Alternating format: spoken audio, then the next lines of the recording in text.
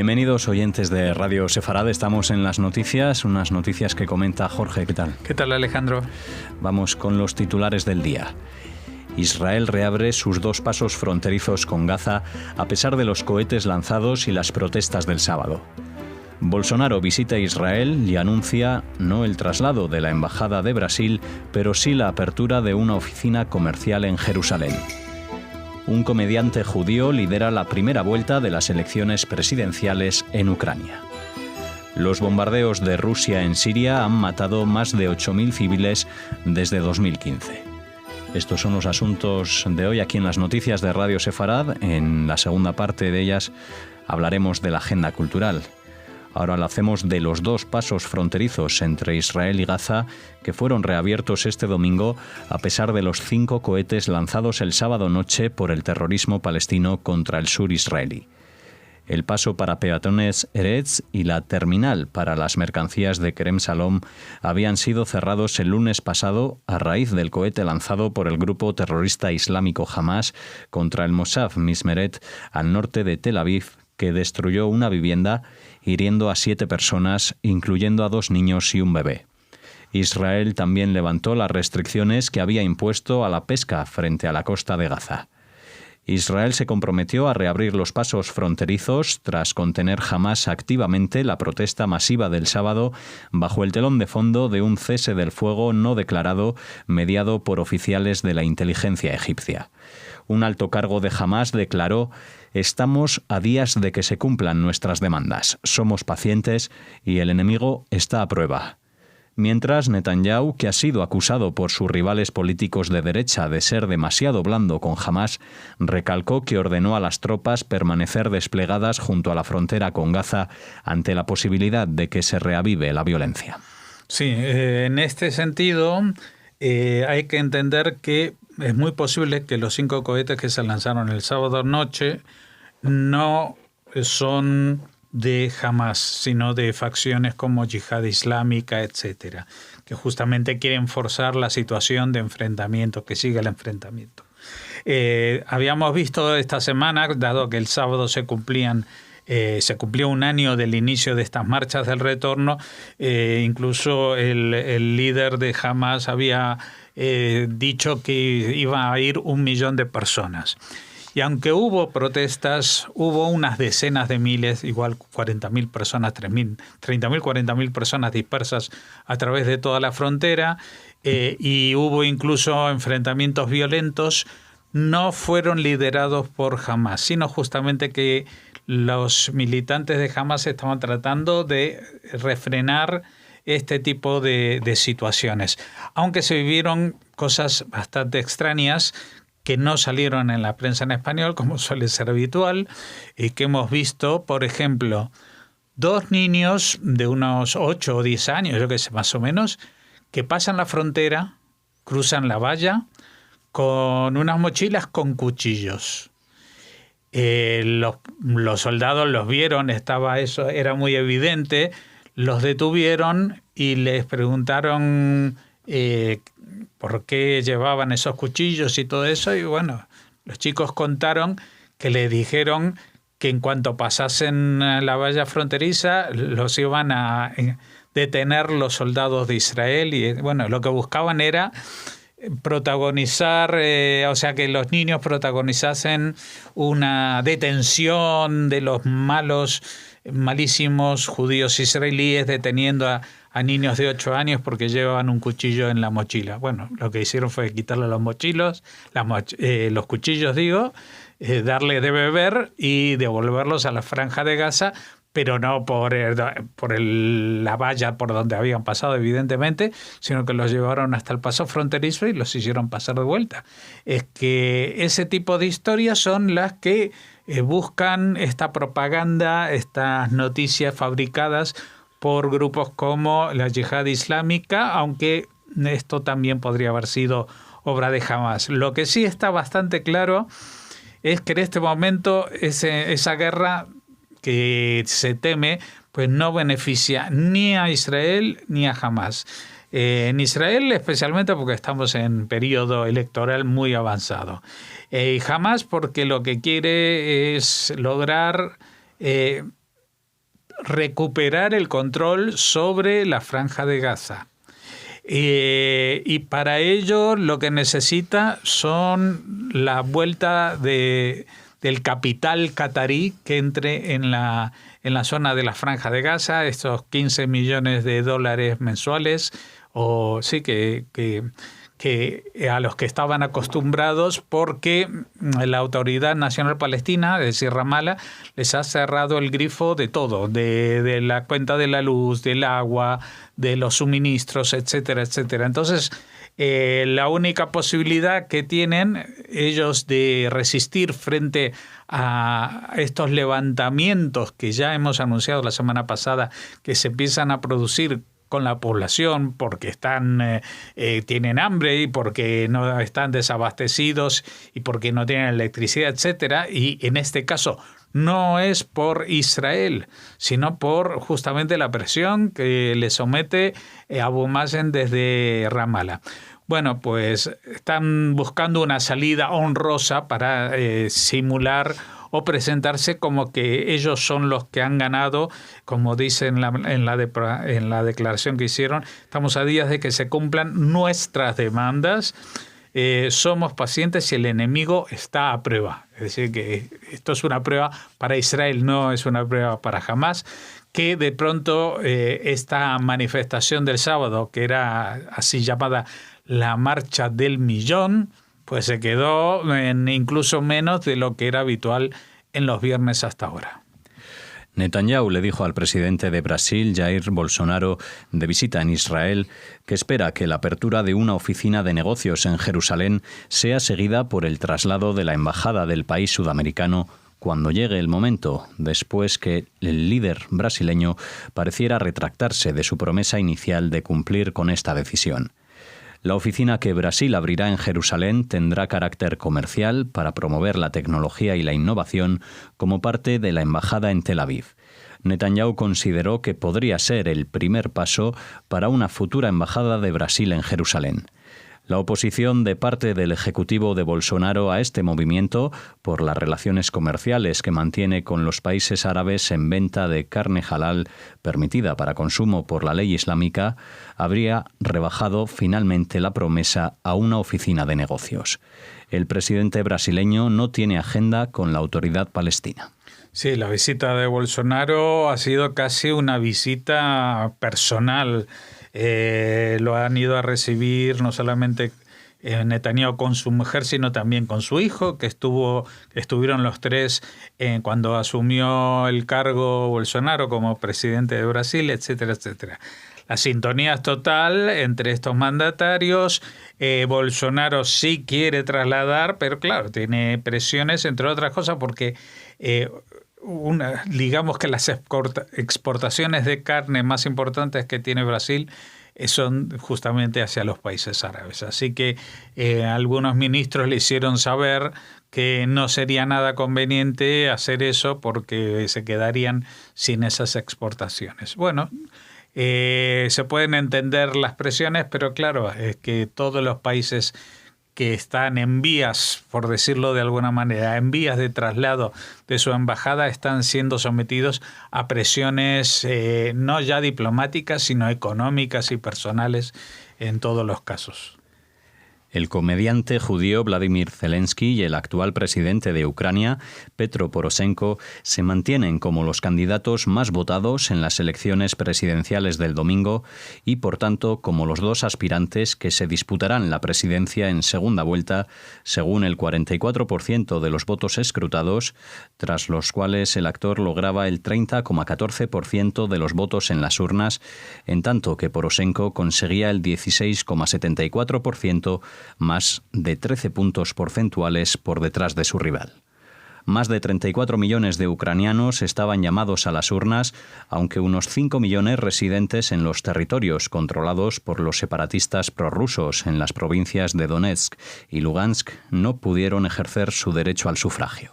Bueno, sí, aquí se ha dado una situación un poco surrealista. El presidente actual, Poroshenko, se presentaba como, digamos, con la intención de ser reelegido.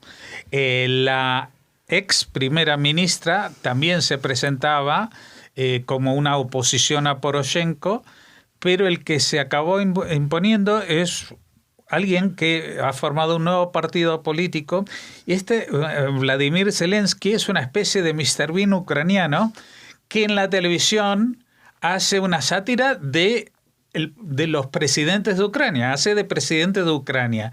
Y eso lo ha impulsado a una fama que la gente piensa que quizás la ficción sea mucho mejor que la realidad, y que esta persona o personaje, porque ya no sabemos exactamente cuáles son sus posturas, pues puede darles una mayor ilusión que los candidatos que había, ¿no? Había también un cuarto candidato que era un partido que trata de ejercer un diálogo más amplio con Rusia, que sabemos que ha invadido la sección oriental de Ucrania y se ha establecido ahí en Crimea, etcétera.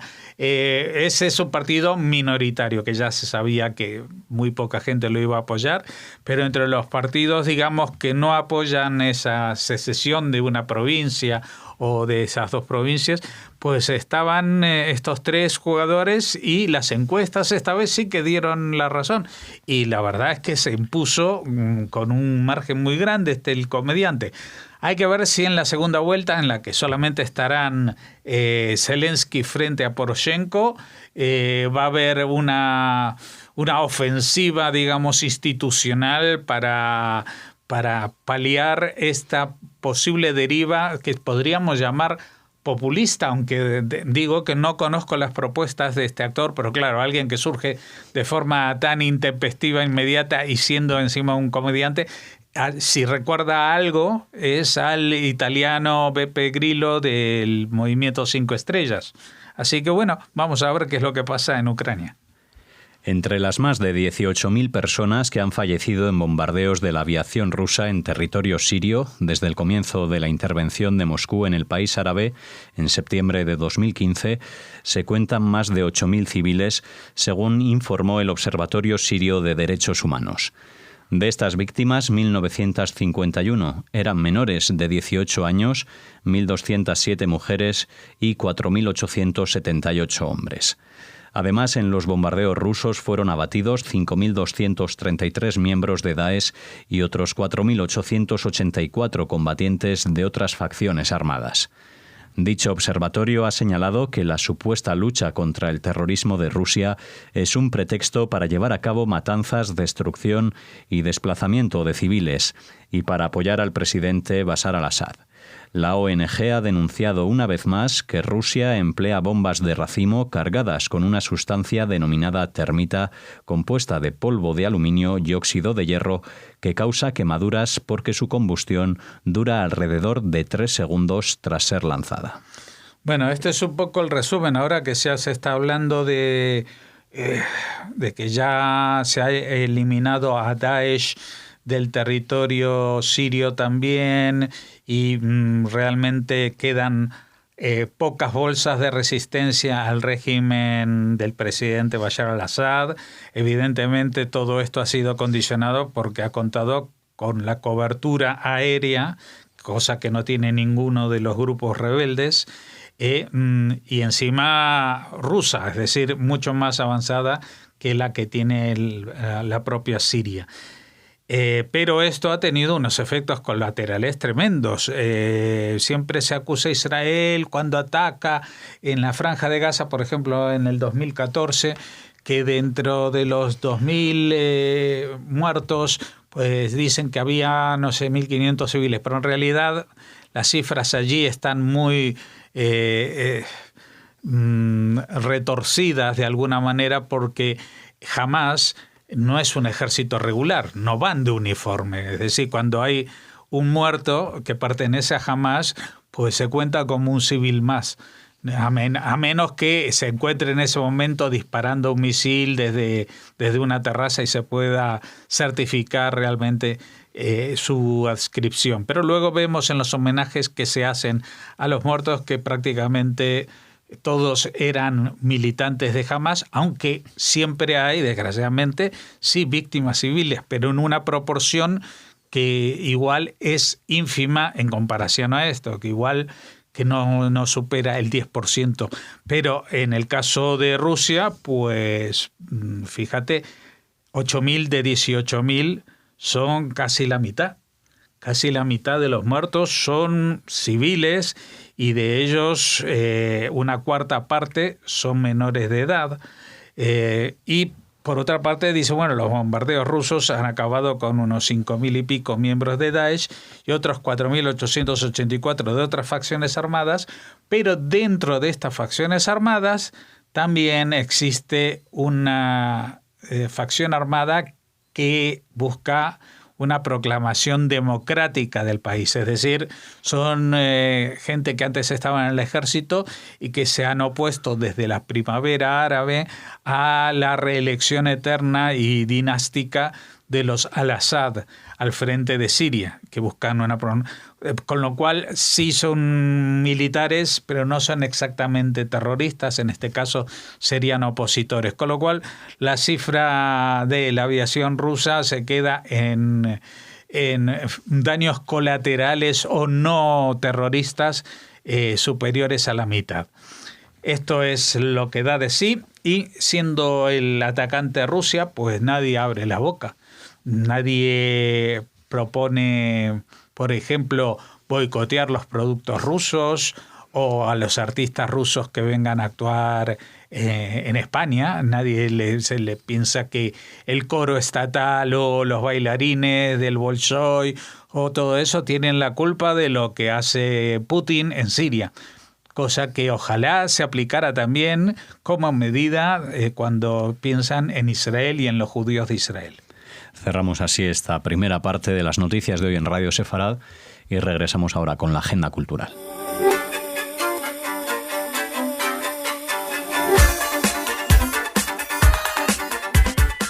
Bueno, hoy tenemos una agenda cultural que es poco española porque tiene todo su protagonismo fuera del país. 2 noticias en Israel y una en Francia. Así que vamos a empezar hablando de esta primera noticia relacionada con la arqueología. Sí, nos vamos a trasladar hasta Israel, como decía Jorge, porque en la ciudad de David, en Jerusalén, realizaron un descubrimiento arqueológico único e inusual, un sello de 2.600 años con nombres hebreos. El hallazgo fue realizado en un edificio público que fue derribado durante la destrucción del primer templo y que fue revelado en las excavaciones arqueológicas en la ciudad de David. El sello data de la época del primer templo y tiene la inscripción perteneciente a Natán Melech, sirviente del rey. Ese nombre aparece en la Biblia en el libro de Reyes 23:11. En el mismo solar fueron descubiertos grandes restos de piedras, suelo y otros elementos que parecen haber sido incinerados durante la destrucción de este templo. Los profesores Yuval Gadot, de la Universidad de Tel Aviv, e Iftach Salef, de la Autoridad de Antigüedades, explicaron que el descubrimiento de un edificio público como este en el lado oeste de la ciudad de David brinda mucha información sobre la estructura de la ciudad en este periodo. Además, explica que los restos que muestran la forma en que fue destruida la ciudad en el año 586 antes de la era cristiana refuerzan nuestra comprensión sobre la intensidad de la destrucción de la ciudad. Sí, quizás valdría la pena explicar que la ciudad de David es como una especie de gran palacio o un palacio con digamos, viviendas y casas alrededor, que está situado al este de lo que es la muralla de la ciudad vieja de Jerusalén, porque esta ciudad de David es más vieja que la ciudad vieja. Era el sitio desde donde gobernó David mientras se construía Jerusalén, las murallas y el interior y el templo y todo esto. Entonces, la destrucción afectó a toda esta zona que también había sido habitada después de que se trasladó la corona y el templo se trasladó a lo que hoy en día es el Monte del Templo, también conocido como Explanada de las Mezquitas. Y bueno, en el año 586 fue destruida la ciudad por la invasión de los asirios, que se llevaron a Babilonia, secuestrado, digamos, a la élite intelectual y política de los que allí habitaban, y la destrucción fue tan grande que incluso fuera de los muros de la ciudad, que estamos hablando de la ciudad de David, que está fuera, pues también quedaron restos que testifican ese gran incendio que tuvo lugar entonces. No es la primera vez que en la ciudad de David se encuentran sellos, evidentemente, y ni siquiera es la primera vez que se encuentran sellos cuyos nombres de los portadores o de los que firman con ese sello son gente que aparecen reflejados, cuyos nombres aparecen reflejados en la Biblia, lo cual pues da un respaldo histórico a por lo menos ciertas partes de la Biblia. Claro que eso no necesariamente tenga que ser justificación para que cada una de las palabras de la Biblia sea una historia irrefutable, por ejemplo, la creación del mundo. Bueno, ahora nos vamos a trasladar a Francia porque el gobierno francés pondrá en marcha una misión oficial para la investigación y eventual restitución del arte expoliado por los nazis, que aún pueda figurar en las colecciones de los museos del país. Se trata de una nueva oficina con sede en el Ministerio de Cultura que tendrá asignados 5 funcionarios para localizar a los legítimos propietarios o a los herederos del patrimonio que las tropas de ocupación se incautaron o directamente robaron. También las obras que fueron vendidas indebidamente durante la época en la que el ejército alemán tenía el control de la Francia ocupada. Se calcula que unas 2.000 obras de procedencia ilícita o desconocida llegaron a las manos del gobierno francés después de la Segunda Guerra Mundial.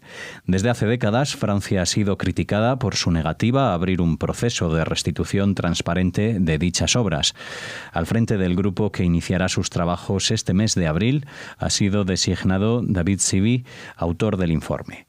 Alemania dedica 6,5 millones de euros al mismo tipo de investigación y restitución, mucho más que los 200.000 euros iniciales que Francia ha dedicado. Se estima en unas 2.000 las obras expoliadas, de las cuales hasta ahora Francia solo ha devuelto un centenar. Sí, bueno, el tema es que al acabar la Segunda Guerra Mundial, pues lo que se supo es que de las obras expoliadas, pues se sabía más o menos, esta procede de Francia, esta procede de aquí o de allá, pero no se sabe cómo llegaron a Francia, es decir, si fueron robadas de propietarios judíos, que fueron compradas de forma indebida, es decir, dando unos céntimos por una obra millonaria, o directamente descolgadas de alguna colección particular, etcétera.